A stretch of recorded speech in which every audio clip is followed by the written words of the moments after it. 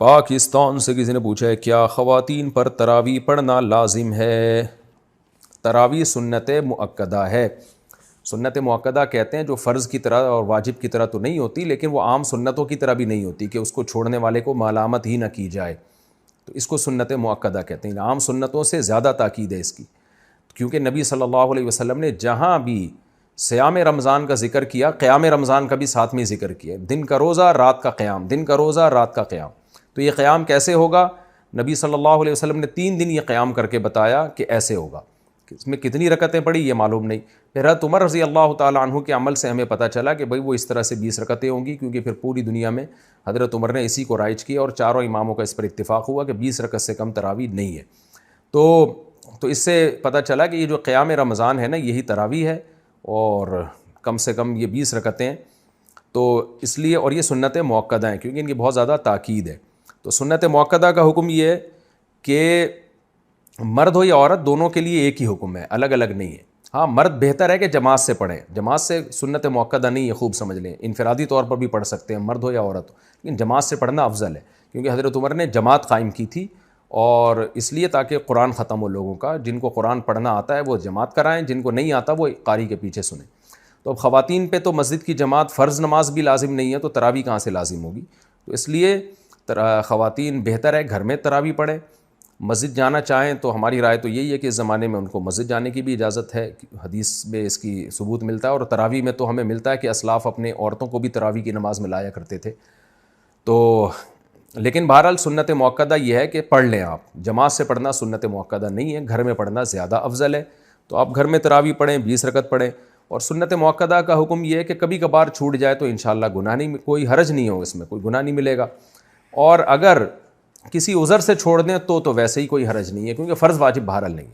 تو بہت زیادہ تھکاوٹ ہو تو چھوڑی جا سکتی ہے، اور کبھی تھکاوٹ نہ بھی ہو تو کبھی ویسے ہی بھی چھوڑی جا سکتی ہے، لیکن کنٹینیو چھوڑنے کی عادت نہ بنائیں. لیکن ویسے ایک جنرل نالج کے لیے بتا دوں، جو پڑھتے ہیں پراپر پڑھتے ہیں، جو نہیں پڑھتے پھر وہ چھوڑتے ہی ہیں. یہ تراویح ایسی چیز نہیں ہے 2 دن پڑھ لی 1 دن چھوڑ دی. تو جو ایسے کرتا ہے وہ پھر چھوڑا ہی رکھتا ہے. تو جو پڑھتے ہیں وہ کنٹینیو پڑھتے ہیں. تو نبی صلی اللہ علیہ وسلم نے جب بہت زیادہ تراویح کی فضیلت بیان کی ہے، قیام رمضان کی فضیلت بیان کی ہے، جس کو بعد میں اسلاف نے نام تراویح کا دیا، تو آپ کو چاہیے کہ اس سے قطع نظر کہ یہ سنت مؤکدہ ہے یا غیر مؤکدہ، آپ یہ فضیلت حاصل کریں. کیونکہ شاعر نے کہا ہے تمتع من شمیم عرار نجد فما بعد العشیۃ من عراری، کہ ایک خوشبو ہوتی ہے جیسے رات کی رانی کی خوشبو، یہ رات کے بعد ختم ہو جائے گی. تو تراویح کی فضیلت بھی رمضان کے بعد ختم.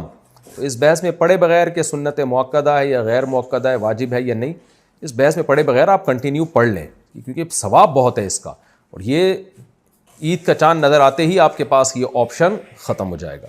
لیکن حکم یہی ہے کہ سنت مؤکدہ ہے. کیا عورت دیگر عورتوں کو تراویح پڑھا سکتی ہے؟ اگر ہاں تو اس کا طریقہ کار بتا دیں. نیند اگر پیچھے لڑکا بھی کھڑا ہو جائے تو کیا حکم ہوگا؟ بنت نصیر لاہور سے. عورت کی امامت میں اگر لڑکا پیچھے کھڑا ہو جائے تو اس لڑکے کی تو بہرحال نماز نہیں ہوگی، کیونکہ مرد کو تو مرد ہی امامت کر سکتا ہے. لیکن عورت کی امامت کرے تو ہمیں اس بارے میں ایک روایت حضرت عائشہ سے ملتی ہے، لیکن اسلاف نے نہ اس پر عمل کیا، نہ ہمیں کوئی نبی صلی اللہ علیہ وسلم سے اس کی کوئی حوصلہ افزائی ملی، اور نہ کسی فقیہ نے اس عمل کو پسندیدہ عمل قرار دیا. یہی وجہ ہے کہ خلفائے راشدین کے دور میں بھی ایسا نہیں ہوا، بعد میں بھی ایسا نہیں ہوا، اور ہمیشہ مرد ہی امامت کرتے رہے ہیں. تو اس لیے حضرت عائشہ کے اس عمل سے یہ بہرحال پتہ چلتا ہے کہ اگر کوئی عورت ایسا کر لے گی تو پیچھے عورتوں کی نماز ہو جائے گی، لیکن یہ عمل بہرحال پسندیدہ ہے نہیں. دیگر احادیث کو بھی اگر ہم سامنے رکھ کے دیکھتے ہیں، کہیں بھی ایسا نہیں ملتا نا کہ نبی صلی اللہ علیہ وسلم نے جماعت عورتوں کی کروائی ہو اس طرح سے کہ عورت کو حکم دیا. مثال کے طور پر آپ صلی اللہ علیہ وسلم کی جماعت مسجد سے نکل جاتی تو آپ گھر میں آگے امہات کو اپنے پیچھے کھڑا کر کے خود نماز پڑھاتے تھے. اور یہ بھی نہیں ہے کہ آپ صلی اللہ علیہ وسلم نے خواتین کو جب حکم دیا نا کہ تمہاری گھر کی نماز مسجد سے بہتر ہے، تو گھر میں آپ نے ان کو انفرادی نماز کا حکم دیا ہے. آپ یہ کہہ سکتے تھے کہ گھر مسجد میں جماعت پڑھنے سے بہتر ہے تم گھروں میں جماعت کر لو، اگر اس کی اجازت ہوتی نا. جیسے کہ آج کل بہت سے اسکالرز فتویٰ دے رہے ہیں کہ عورت کو نماز پڑھا سکتی ہے. اگر ایسا ہوتا تو کتنے، یعنی عورتوں کو پھر گھر میں انفرادی نماز کا حکم تھوڑی ہوتا، بلکہ عورتوں کو حکم دیا جاتا کہ گھر میں اپنی جماعت کرا لیں وہ. لیکن ہمیں کہیں بھی نہیں ملتا. تو صرف ایک حدیث کو دیکھ کے کبھی فیصلہ نہیں کیا جاتا، باقی بھی تمام احادیث کو دیکھا جاتا ہے. تو ان تمام احادیث کو دیکھ کے فقہا نے جو استدلال کیا وہ یہ ہے کہ اگر عورت کو نماز پڑھا دے تو نماز ہو تو بہرحال جائے گی، لیکن یہ عمل بہرحال مکروہ اور ناپسندیدہ ہے، یہ قابل ترغیب عمل نہیں ہے۔ اس لیے خواتین کو چاہیے کہ وہ انفرادی نماز پڑھیں، جماعت سے پڑھنی ہے تو مرد کو امام بنائیں، اس کی اقتداء میں نماز پڑھیں۔ اور اگر بالفرض عورت کو نماز پڑھاتی ہے مکروہ ہونے کے باوجود، وہ کہتی نہیں شوق ہے اس کو پڑھانے کا، تو پھر خواتین امام جو ہے نا وہ صف کے بیچ میں کھڑی ہوں گی، وہ آگے نہیں کھڑی ہوں گی، کیونکہ نماز میں عورت کو بہت زیادہ سمٹنے کا اور پردے کا حکم ہے، ایکسپوز ہونے کی اجازت نہیں ہے۔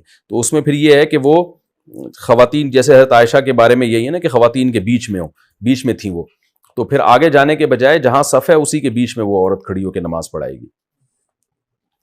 مسجد قریب ہوتے ہوئے گھر میں تراویح کا اہتمام کرنا، اگر مسجد قریب ہو تو گھر میں تراویح پڑھنے کا اہتمام کرنا کیسا ہے؟ اعجاز انصاری انڈیا سے۔